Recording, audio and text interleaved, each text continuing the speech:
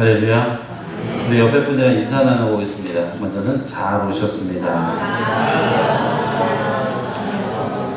네, 잘 오셨습니다. 예배 자리에 나옴이 큰 은혜가 될 때가 있지요. 어떨 때는 너무 마음이 아파서, 또 어떨 때는 너무나도 삶이 팍팍해서 주 앞에 나오고 싶지 않을 때가 있습니다. 사람들은 보통 상실이라고 하는 단어를 그렇게 좋아하지 않아요. 왜? 잃어버린 거거든요. 내 건 줄 알았는데 내 곁에 없는 거예요. 물건을 잃어버릴 때도 있습니다. 또 건강을 잃어버릴 때도 있습니다. 또 재물을 잃어버릴 때가 있습니다. 우리 연로하신 분들은 젊음을 잃어버렸다고 생각할 수도 있습니다. 제일 아픈 것은 사실은 생명을 잃어버리는 것인데, 그 아픔을 본인은 잘 모르죠. 남겨진 사람들이 사랑하는 이를 떠나보내고 나면 그 마음이 뻥 뚫린 것처럼 허하고 아픕니다. 저는 목회를 하면서 재물을 잃어본 적도 있고 능력을 잃어버린 적도 있지만, 제일 아픈 게 뭐냐 그러면 사랑하는 성도를 잃어버릴 때가 제일 아파요. 그래서 사실 오는 건 순서가 정해졌지만 가는 건 순서가 없잖아요. 그래서 권사님이나 집사님이나 어르신들이 하나님의 부름을 받았다는 소리를 들으면 인도할 때 왜 그렇게 눈물이 나는지, 딴 거 아니에요. 그냥 때가 돼서 하나님께서 부르신 것인데 잃어버린 것 같아요. 그리고 다음 주에 또 예배를 드릴 때 그 자리를 보면, 아, 저 자리는 누가 계시던 자리네, 이런 느낌이 굉장히 큽니다. 여러분들은 인생을 살아오면서 어떤 것을 잃어보셨습니까? 사람들은 그러한 상실과 또한 모든 것들을 포기해야 되는 상황을 절대 즐겨하지 않습니다. 그래서 나는 그 일을 피해갔으면 좋겠고, 나는 그 일을 겪지 않았으면 좋겠다라고 생각할 때가 있지요. 하지만 이 땅에 사는 사람치고 그러한 상실의 아픔을 피해갈 수 있는 사람은 아무도 없습니다. 제 아내가 가끔 저한테 그래요. 여보도 우리 애들 결혼할 때 울 거요? 나 웃을 것 같은데?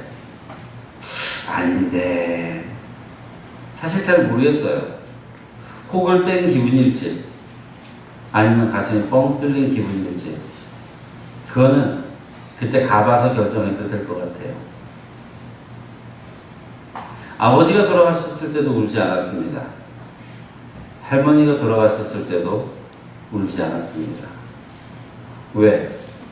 난 믿는 사람인데 사람들 앞에서 울 수가 없어요. 그럼에도 불구하고 혼자 문득문득 그 빈자리 때문에 아파할 때가 있더라고요. 오늘 성경에 나오는 욥이라고 하는 사람은요, 시간이 많이 걸리지도 않았어요. 그가 가지고 있던 재물과 자식과 아내를 잃어버리는데 정말로 짧은 시간 동안에, 순식간이라고 표현하죠. 순식간에 자녀들이 다 죽어버립니다. 그는 부자였어요. 그런데 그 모든 재물이 순식간에 먼지와 같이 사라져버렸습니다. 오죽이나 답답했으면 그 옆에서 지켜보던 아내가, 아니 그런 신을 믿고 있냐고 당신이 믿고 있는 그 신을 저주하고 죽어버리라고 말할 정도였습니다. 그러면 욥이 인생을 똑바로 못 살았느냐? 욥이 하나님 보시기에 불의하게 살았느냐? 아니요.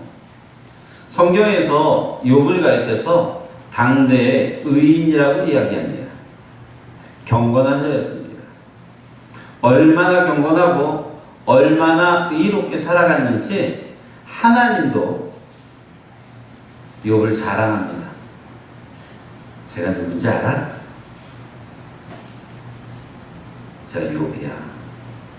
근데 쟤는 왜 이렇게 다 잘하니? 옆에 듣고 있던 사탄이 말합니다. 아유, 그거야. 뭐 하나님이 잘해주니까 잘하는 거죠. 하나님이 저렇게 물질도 주고 건강도 주고 저렇게 살아갈 만큼 자식들도 복을 주고 이렇게 하니까 욥이 그런 거 아닙니까? 하나님이 아니라. 여러분, 하나님이 보증 쓰는 사람이에요. 멋지지 않습니까? 그랬더니 사단이 이야기합니다.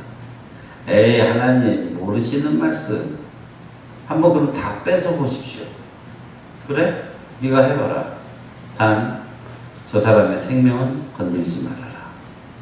그러고 사단이 싹 다 뺏어갑니다. 잘 될 때는 찬양이 나오는데 넘어지고 나면 찬양이 쉽지 않죠. 즐거울 때는 감사가 나오는데 속상할 때면 감사가 나오지 않습니다. 그게 인지상정인데 욥은 그렇게 하지 않았어요. 욥은 그러한 가운데서도 자기의 말로라도 하나님 앞에 불경을 행할까봐, 말로라도 범죄할까봐 조심했던 사람이 바로 오늘 우리가 함께 나누게 될 욥이라고 하는 사람입니다. 욥이 대표적으로 나왔지만 우리 모두는 내일 일을 알지 못합니다. 오늘 웃는다고 해서 내일도 웃을 거라는 보장이 없고요. 오늘 내가 평온하다 그래서 내일도 평온할 거라고 생각할 수 없습니다. 어떤 이가 말하기를 오늘 현대인들은 사고 안 나는 게 이상하대요. 자동차가 서울에서 지내시는 분들은 아시겠지만 오죽이나 많습니까? 그게 와서 쿵 박으면 교통사고예요. 길 걸어가다 보면 전신주가 보이고 전선이 보이죠? 간판들이 위에 있죠? 떨어지면 끝나는 거예요. 비행기 탈 때마다 겁나잖아요. 이야, 날짜가 떨어지면 끝나는구나, 이렇게. 모든 도처에 위험이 도사리고 있습니다. 성경에서 전도서 7장 14절에는 이렇게 쓰여 있습니다. 형통한 날에는 기뻐하고 공고한 날에는 돌아보라. 이 두 가지를 병행하게 하사 사람이 그의 장래 일을 능히 헤아려 알지 못하게 하셨느니라. 우리 가운데 날마다 좋은 일이 있다면 하나님을 믿을 필요가 있겠어요? 왜? 계속 좋을 거니까. 우리 가운데 날마다 아픔과 눈물만 있다면 그 사람 또한 하나님을 찾지 않을 겁니다. 왜? 믿으나 안 믿으나 여전히 나는 아픔 가운데 있을 거니까. 그러나 전도서 기자는 말하기를 형통할 때가 있고 공고한 날이 있는데 이 가운데서 주님을 의지할 수밖에 없게 하기 위하여 내일 일을 헤아릴 수 없기 때문에 하나님께 의지하라고 모든 인생들은 그러한 일을 겪게 된다라고 말한 겁니다. 그 가운데서도 더 아프게 느끼는 분들이 계실 겁니다. 자, 한번 돌이켜 봅시다.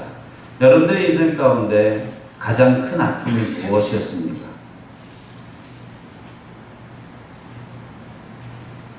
아까 제 딸아이가 교회 계단을 이렇게 올라오다가 하더니 뒤로 이게 헛디딜 뻔했어요. 그랬더니 저 아이가 입에서 툭 튀어나오는 말이 아이고 10년 감수했네. 근데 제가 따져보니까 9살이야.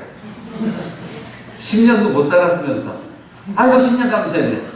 그 말을 들어가지고 야, 너 몇 살 살았는데? 그랬더니 아빠 그럼 내가 1년 감수했네. 그래요? 하여간 네 집 딸이지. 우리가 그렇게 10년 감수한 것 같은 그런 때가 종종 있죠. 그때 이런 순서를 거친다고 합니다. 어떠한 상실, 낭만할 상황을 딱 맞닥뜨리면 제일 먼저 경험하게 되는 게 충격입니다. 상실로 인한 충격. 내가 어려운 가운데 딱 빠지는 순간 아무것도 못해요. 보이지 않아요. 늘상 보이던 건데 그 사람도 보이지 않고요. 늘상 잡던 손인데 그 손도 보이지 않고요. 늘상 듣던 말인데 그 말씀도 들리지 않아요. 아무것도 받아들일 수도 없고 그 사실을 인정할 수도 없는 겁니다.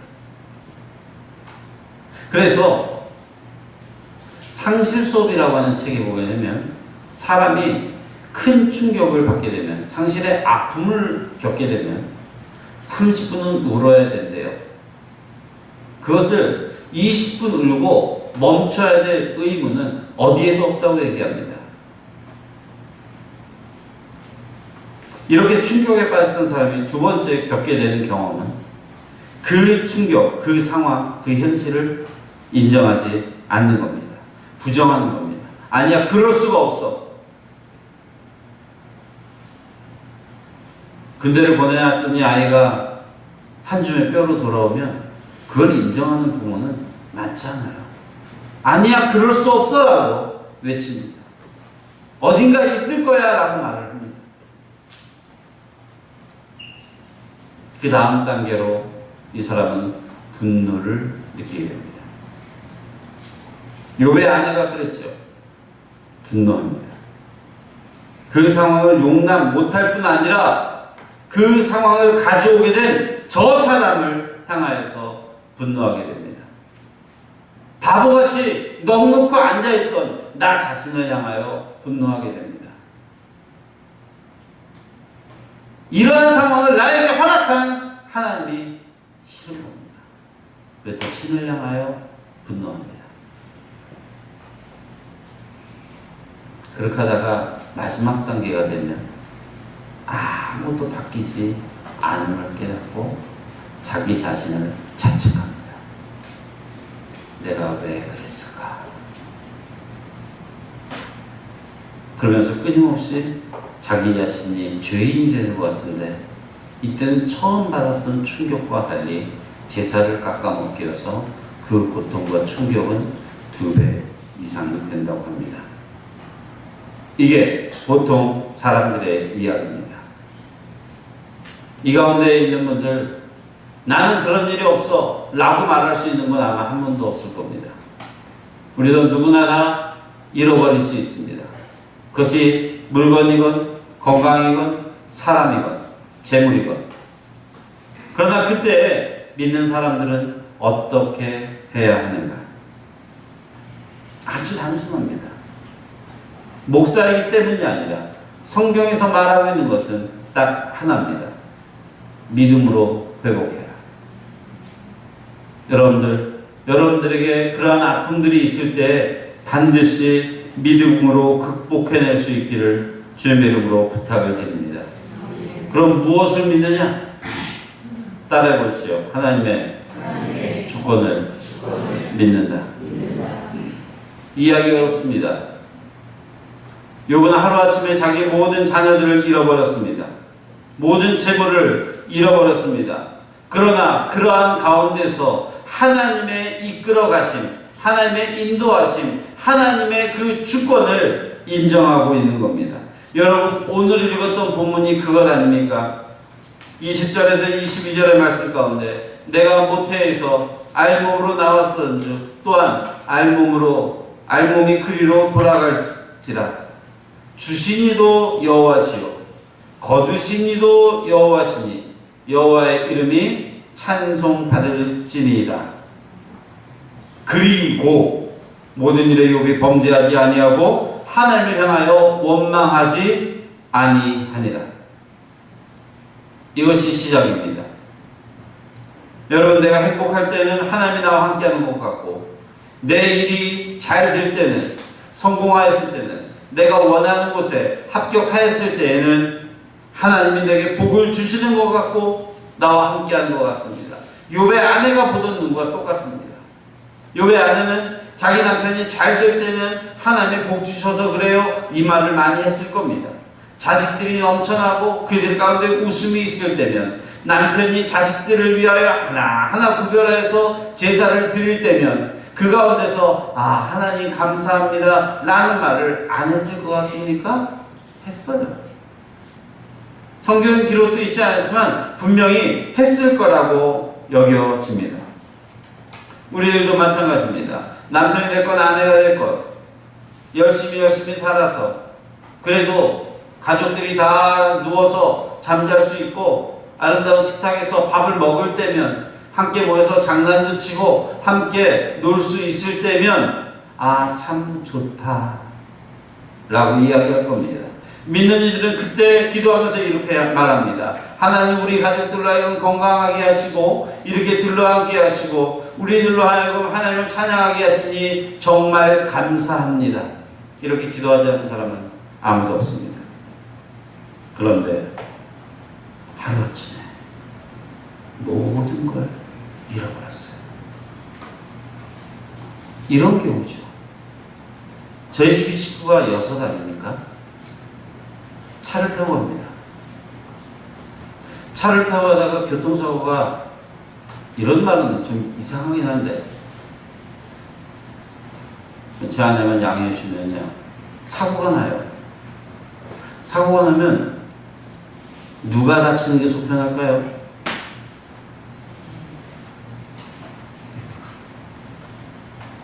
제일 깔끔한 건 6명이 다 죽는 겁니다. 귀찮아죠. 근데 그게 제일 낫습니다. 왜?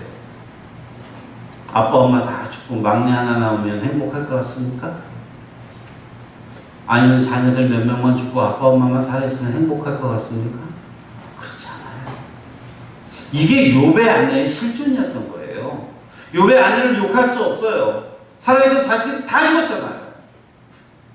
양떼가 죽고 염소가, 소가 죽고, 이건 별거 아니에요. 모든 것을 잃어버린 거예요. 그런데 남편 욥이라도 좀 멀쩡했으면 좋겠는데, 이놈의 인간은 가가지고 몸에 헌대가 나고 욕창이 나니까는 그냥 긁어대는데 손톱에다가 진물이 나오고 피가 나오도록 긁어요. 벅벅. 피가 나는데 좀 그만 좀 하라고. 아니, 난 가려서 못 견디겠다고. 이 사람이 그렇게 하고 있는 게 아니라 앉아가지고 울면서 돌로 자기 살을 갖다 이렇게 찢어질 정도로까지 긁어야지만 시원함을 느끼는 그 모습을 보면서 어느 아내가 가만히 있을 수 있겠어요? 불평합니다. 불만을 표출합니다. 내가 그동안 찬양했던 그 하나님을 향해서, 하나님, 이럴 수가 있습니까? 우리가 언제 한번 잘못한 적이 있습니까? 라고 따져묻게 됩니다. 근데 이때 욥은 입술로라도 하나님께 범죄하지 않으려고, 입술로라도 범죄한다는 것은 자기의 생각이나 감정, 지금 느끼는 바 여러 가지 것들에 대한 판단을 멈추는 겁니다. 철학적인 용어로는 에포케라고 말을 하는데요, 판단 중지. 이 일이 뭐 때문이겠구나, 내가 왜 이렇게 했지, 이런 게 아니라 잠시 멈추고. 왜? 입을 벌리면 하나님께 원망할 것 같거든요. 입을 벌리면 그 어려운 상황 가운데 막 짹짹짹짹 거리면서 차라리 저저거 죽어버리려고 하는 그 아내를 향해서 선한 말이 나오지 않을 것 같거든요. 그때 입을 닫는 거예요. 그렇게 하고 생각을 멈춥니다. 그렇게 하고 이렇게 말합니다. 내가 아무것도 가진 게 없이 알몸으로 태어났고 갈 때도 아무것도 가져갈 것 없는데 지금까지 부어주신 이도 하나님이신데 그 하나님이 가져가신 데는 뜻이 있을 거야. 어리석어 보이죠. 어떻게 보면 바보 같아 보입니다. 맞습니다. 바보 같습니다. 그런데 그게 믿는 사람입니다. 잘 될 때가 아니라 넘어졌을 때, 잃어버렸을 때, 속상할 때, 그때 우리의 입을 제어할 줄 알며 그 상황 가운데서도 하나님 감사합니다라고 말할 수 있는 사람, 이 사람이야말로 하나님의 주권을 인정하는 사람입니다. 욥기에 보게 되면 친구들이 나오죠. 엘리바스와 빌닷과 소발이 등장합니다. 보면 이 친구들은 자기의 경험을 따라 욥에게 끊임없이 권면합니다. 야, 너 혹시 네가 알지 못한 죄 있는 거 아니야? 그것만 해결하면 하나님이 회복시켜 줄 텐데, 야, 빨리 좀 생각해봐. 난 몰라, 나 없어. 아니야, 네가 있을 거야. 계속 그 얘기만 해요. 하나님은 함부로 그렇게 죄 없는 자를 치는 분이 아니야. 이 사람들은요, 하나님의 복과 저주를 인과관계에 의해서만 해석하는 사람들입니다. 그러나 욥은 인과관계에 의해서 내가 복을 받았다라고 말하지 않습니다. 내가 하나님께 이러한 삶을 인풋했으니 하나님은 내게 복을 주실 거야, 아웃풋 하실 거야, 이 개념이 아니에요.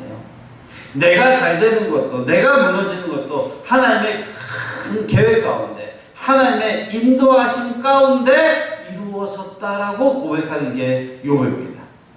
여러분들의 일상을 주님께서 주관하심을 절대 잊지 마시기 바랍니다. 그 하나님을 향해 고백하십시오. 그러면 그 하나님께서 반드시 여러분들을 회복시키실 것입니다. 하나님께서는 하나님의 사랑하는 자녀들을 그냥 내어치지 않습니다. 눈물 가운데 그냥 두지 않습니다. 여러분들이 주의 손을 붙들 때 주님께서 여러분들을 위로하여 주실 줄로 믿습니다. 비었다고 속상합니까? 상실한 것 때문에 참으로 안타깝습니까? 그 빈자리를 채워주실 분이 하나님이십니다. 뺏긴 게 아니라 하나님께서 잠시 옮기신 것입니다. 이때는 사람의 말을 멈춰야 됩니다. 두 번째로 하나님의 계획하심을 기다리는 믿음이 필요합니다. 계획은 이때까지가 아니에요. 저와 여러분들 향한 하나님의 계획은 오늘 2018년 6월 17일 지금 이 시간까지만 계획을 갖고 있는 게 아니라 지금과 나중과 나의 미래까지 하나님은 이미 계획하고 계십니다.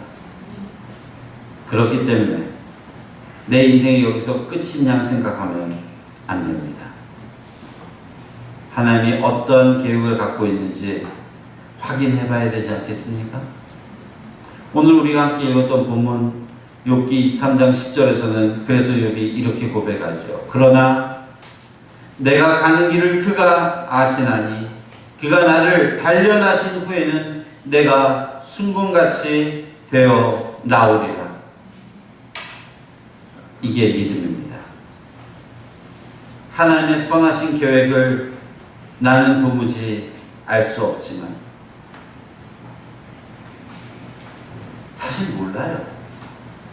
어려운 걸 겪을 때면 왜 이렇게 나만 힘든지, 차라리 믿지 않는 저 사람들은 더 잘 나가는 것 같은데, 차라리 대충대충 믿는 저 사람들은 좀 잘 되는 것 같은데, 왜 이렇게 순박하게 주님만 부르고 날마다 기도하고 눈물 뿌려 기도하는데 나는 왜 이렇게 안 되는지 속상할 때가 있습니다. 맞아요. 친구들이 너는 의롭지 못해, 넌 큰 죄가 있어, 하나님이 그래서 널 치신 거야 라고 말할 때 욥이 이렇게 말합니다. 그래, 나는 하나님 앞에서 분명히 의롭지 않은 게 맞아. 하지만 나를 사랑하시는 하나님께서 나를 향하여 놀라운 계획을 가지고 계심을 나는 믿어.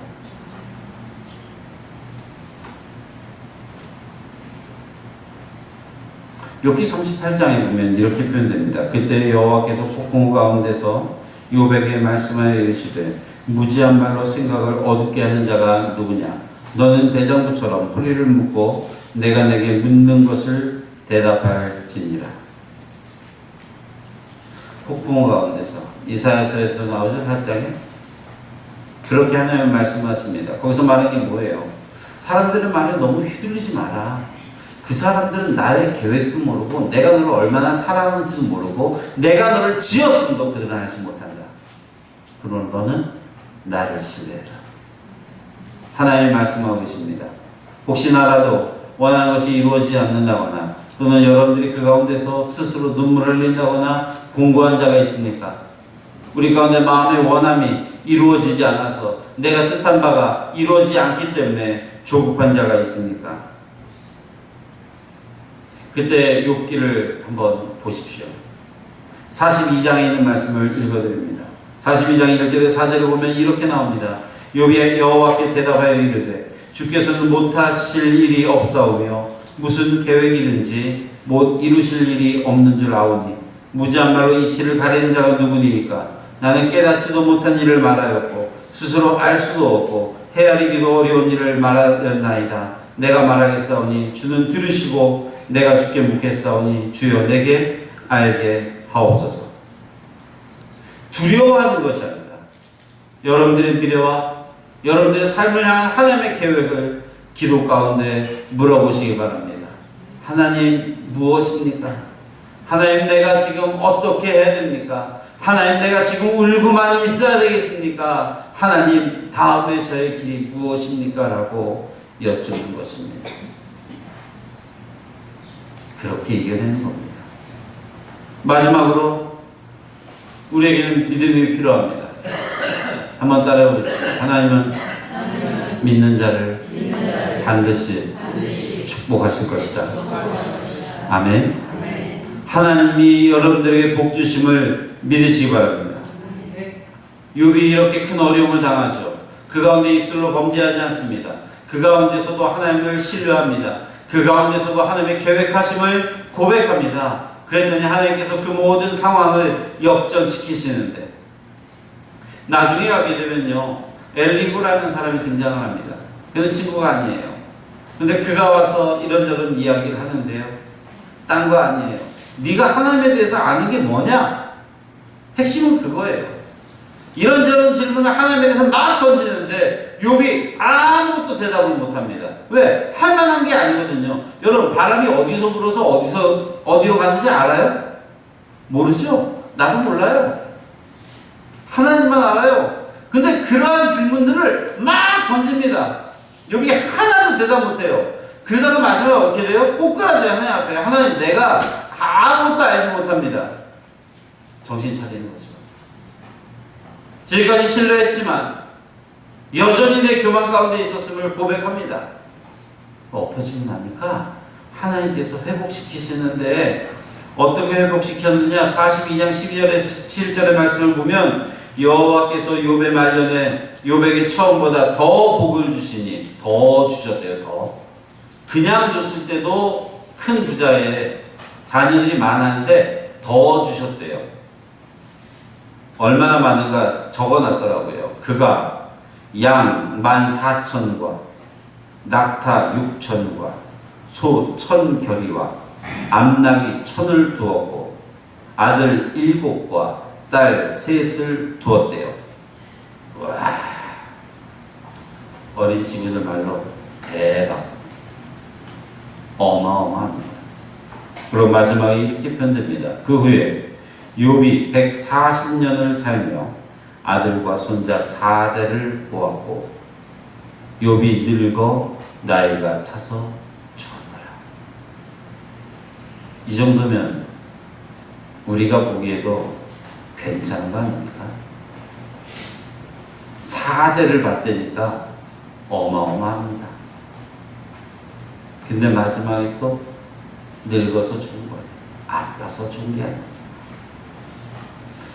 이러한 복을 여러분들도 누리실 수 있기를 원합니다.